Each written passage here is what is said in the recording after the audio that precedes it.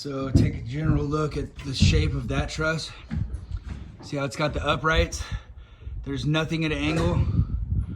That's not a true truss. It's not a free span truss, which means there's gonna be a wall. It's a gable end and it's always gonna be on top of a wall if it's shaped like that. Don't get it confused with this other one though. This is a free span truss. See how it has the shape of a regular truss in it with some slight design alterations. See the kicker that goes up? See how it's slightly different than these ones?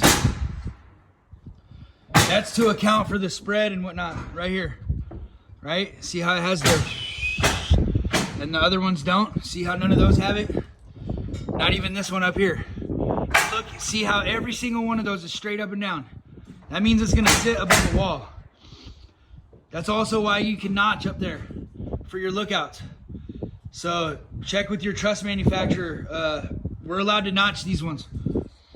If you look out here, because this one's free span, they do a double top cord up there.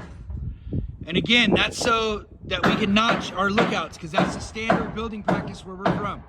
So we have to be able to notch that cord out. Because this one's free span, there's nothing under here supporting it. We can't just notch that if it's a single up there. So there's two, right? And then look, see how you have tensioners or whatever, which I don't know how to calculate if this one's under tension or not, which this one probably is, because this bottom cord's probably pulling on it, and the two up top are under compression, because again, these are pulling down, so that means those two are smushing together. On these larger trusses, I don't know how to go about thinking about that. I don't even care. I just know the general shapes of our trusses. You know, we deal with a lot of the same manufacturer, and that doesn't matter if we're building for a different company or not. There's only a few truss manufacturers out here, and you know, nobody specifically told me these things, but you could see, like, once you have enough experience, you could see what they're doing. These uprights act as studs. That load is being spread out, and the load should be minimal on here, right? It should be minimal. It's not like a full load, because again, these rat runs and everything spread out the whole system. But since these are sitting right on top of a wall, we're allowed to notch those up there, because again, there shouldn't be that much pressure pushing anything.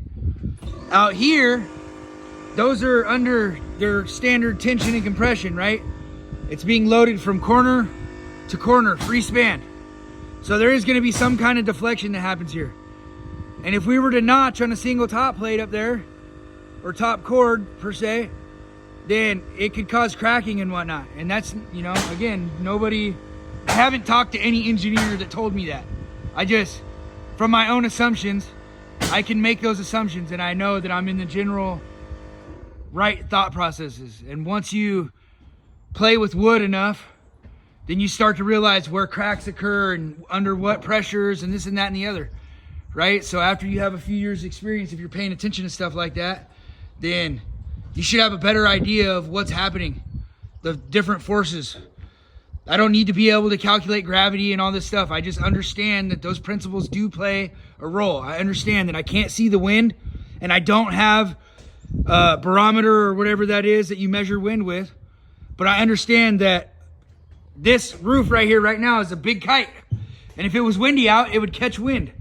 So then I understand, okay, well, there probably needs to be something that holds this to the wall, right? So you don't have to be an engineer or a genius in order to have a really good idea of what's happening with the projects that you're building, right?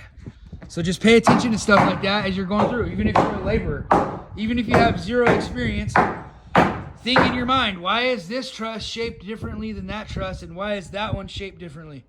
And then you'll start to have a better idea, and you'll start making connections to each thing that you're doing, right? Anyways, you guys have a good day.